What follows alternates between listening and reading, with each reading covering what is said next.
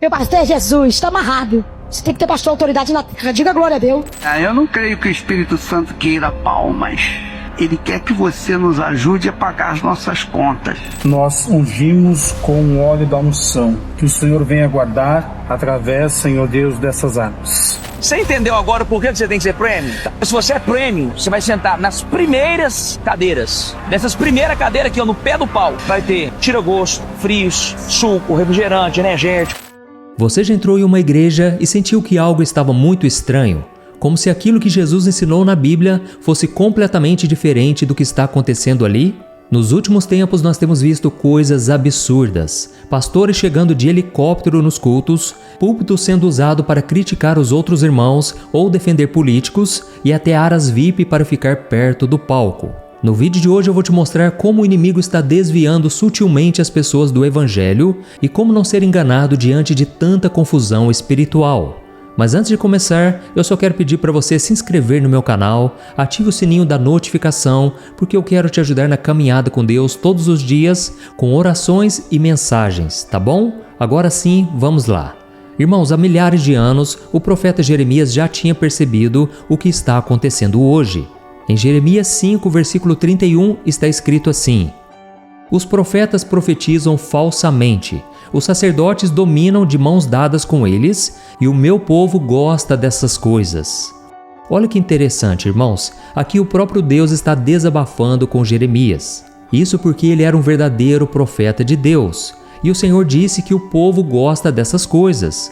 Por incrível que pareça, as pessoas gostam de ouvir mentiras bonitas em vez de uma verdade difícil. E isso acontece hoje também de uma maneira tão sutil que muitos não conseguem identificar. O inimigo não chega na igreja dizendo, vamos negar Jesus. Não. Ele é muito esperto. Ele vem com pequenas mudanças disfarçadas de progresso e modernização. E quando um culto vira um grande espetáculo, com luzes, fumaça e efeitos especiais, inicialmente até parece um novo jeito de adorar, de alcançar as pessoas, mas aos poucos aquela produção, a performance se tornam mais importantes do que a mensagem e o show acaba sendo mais atrativo do que a presença do Espírito Santo. E quando os pastores viram celebridades com milhões de seguidores, fazendo campanhas do Pix e arrecadando fortunas com carnês, com tudo mais que nós podemos imaginar, o que nós fazemos? Simplesmente fechamos os olhos e pensamos, pelo menos o Evangelho está alcançando mais pessoas. Mas irmãos, e o que dizer dos pregadores mirins que lotam igrejas, trazendo promessas somente para esse mundo ou revelando detalhes da vida de outras pessoas que não foi Deus quem falou, mas veio de um aplicativo que contém todos os dados dos membros daquela igreja? Irmãos, eu sei que isso é absurdo, mas você sabia que também tem falsos profetas que consultam terreiros somente para ganharem mais poder e revelações? E nós sabemos muito bem que tudo isso não passa de espíritos enganadores. Irmãos, tem também aqueles que pregam usando técnicas de coaching, massageando o ego, falando mais de autoestima e prosperidade do que de arrependimento, santidade e a cruz de Cristo. E por que será que nós aceitamos isso? Porque é mais confortável, não é verdade? Dói menos, exige menos de nós. Mas a Bíblia nos alerta em 2 Timóteo capítulo 4, o versículo 3 e o 4. Diz assim: Virá o tempo em que não suportarão a sã doutrina, mas, tendo grande desejo de ouvir coisas agradáveis, ajuntarão para si mestres segundo seus próprios desejos, e não só desviarão os ouvidos da verdade, mas se voltarão às fábulas. Irmãos, esse tempo chegou. Você se lembra quando Jesus entrou no templo de Jerusalém? Era um lugar sagrado, mas Jesus encontrou ali um mercado religioso. As pessoas vinham de todas as partes para sacrificar animais em oferta ao Senhor, e com isso comerciantes encontraram uma grande oportunidade para ganhar dinheiro. Cambistas começaram a trocar dinheiro com taxas altíssimas, e foi então que Jesus fez um chicote, virou as mesas e expulsou todo mundo. Em Mateus capítulo 21, versículo 12 e 13 está escrito: A minha casa será chamada casa de oração, mas vocês a transformaram em covil de ladrões. Irmãos, Jesus não expulsou os vendedores porque comércio é pecado, não, mas sim porque eles transformaram algo sagrado, algo santo, em mercadoria. E hoje, olhe para as igrejas modernas. Eu não sou nada contra a tecnologia, uma boa estrutura, eu acho que isso tudo é válido. Mas irmãos, infelizmente, muitos cultos parecem shows e os cristãos são vistos como clientes que precisam ser agradados o tempo todo. E por causa dos altos gastos, por causa dessa estrutura enorme que foi criada, muitos líderes acabam se tornando empresários da fé. E quando um culto tem uma área separada somente para celebridades, com tratamento diferenciado, a mensagem então é muito clara. Algumas pessoas merecem estar mais próximas de Deus. E talvez você pense assim: ah, pastor, mas tem pessoas que são mais famosas, tem pessoas que são importantes. Irmãos, desde quando o reino de Deus funciona pela lógica do mundo?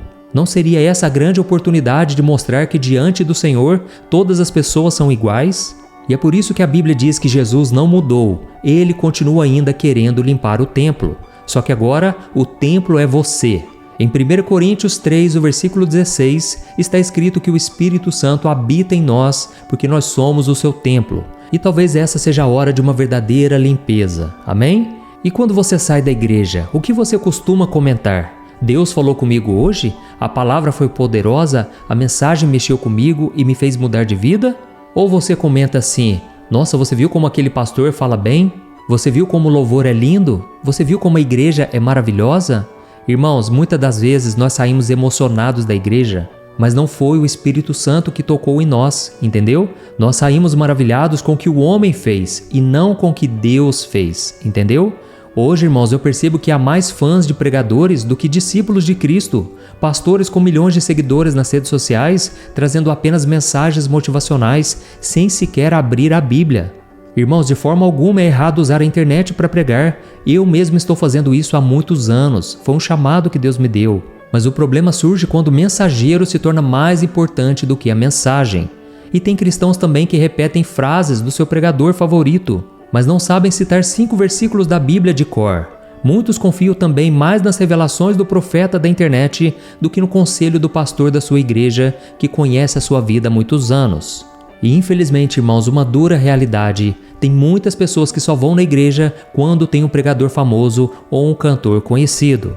Em 1 Coríntios capítulo 1, versículo 12, Paulo enfrentou esse problema na igreja de Corinto. A Bíblia mostra que as pessoas estavam criando verdadeiros fã-clubes dentro da igreja. Alguns diziam: ah, eu sou do apóstolo Paulo, ah, eu sou de Apolo, eu sou de Pedro. E Paulo então deu uma bronca neles no versículo 13. Ele disse assim, por acaso Cristo está dividido? Foi Paulo que morreu crucificado em favor de vocês? E no versículo 23 ele ainda afirmou: nós pregamos o Cristo crucificado, somente Cristo, nada mais, nada menos. Amém?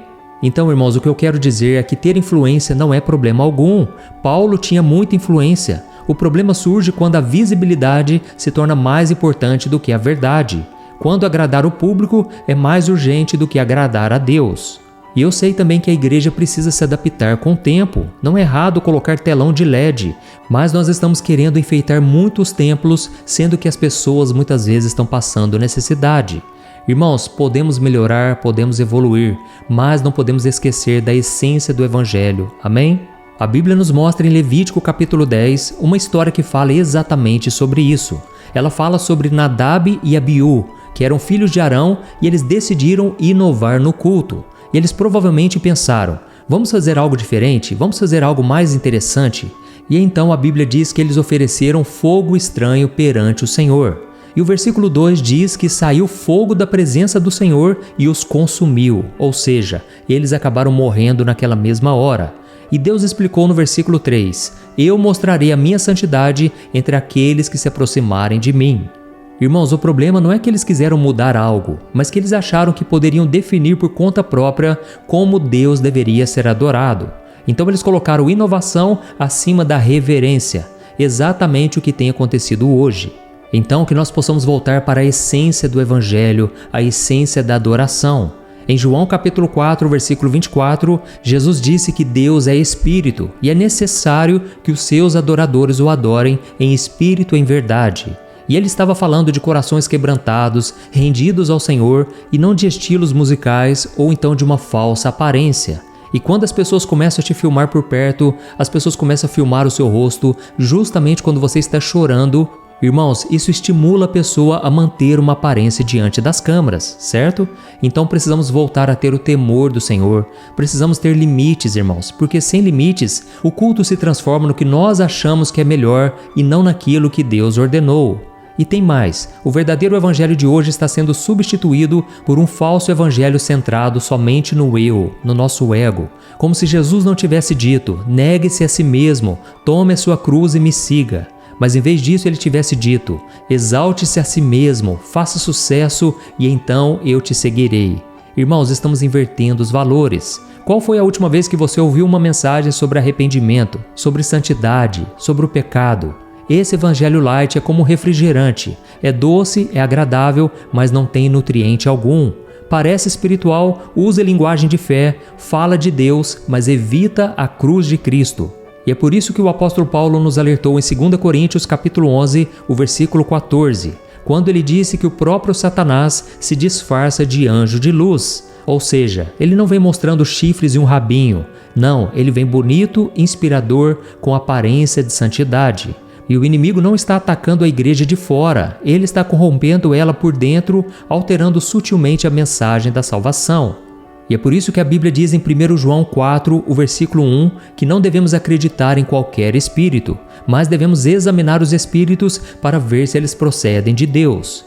Então, a partir de hoje, comece a orar, comece a pedir a Deus que te dê o discernimento. Eu não estou dizendo aqui para você sair, mas para que você ore a respeito disso. Eu sei, irmãos, que Deus tem usado muitas pessoas, Deus usa igrejas, Deus usa tudo o que for preciso para que vidas sejam salvas. Irmãos, tem uma pessoa na Bíblia que eu admiro demais, inclusive o nome do meu filho eu coloquei o nome dele, que é Daniel. A Bíblia conta que Daniel estava preso na Babilônia, cercado de paganismo, de coisas que não vêm de Deus.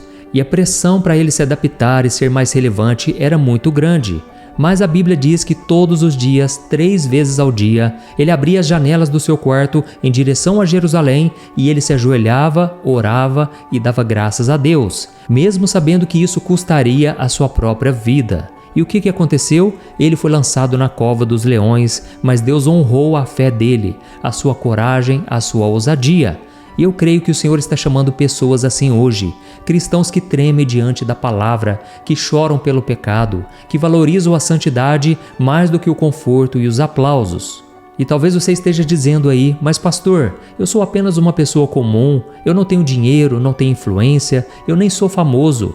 Irmãos, o profeta Elias, por exemplo, também era assim. Ele não tinha sequer profetas junto com ele. Os irmãos já não estavam com ele, mas ele permaneceu fiel. Daniel também no começo nem era conhecido. Eles tinham apenas um compromisso fiel com a verdade da palavra. Amém? E só para nós encerrarmos, eu quero ler para você algo profundo que o profeta Jeremias disse no capítulo 20, o versículo 9 do seu próprio livro. Olha só o que está escrito. Se eu disser, não mencionarei o Senhor e não falarei mais em seu nome, a sua palavra se torna como fogo ardente em meu coração, prisioneira em meus ossos. Estou cansado de contê-la, já não posso suportá-la. Olha isso, irmãos, a verdade é exatamente assim. Quando você realmente conhece a verdade, ela queima você por dentro. Não tem como mais ficar em silêncio.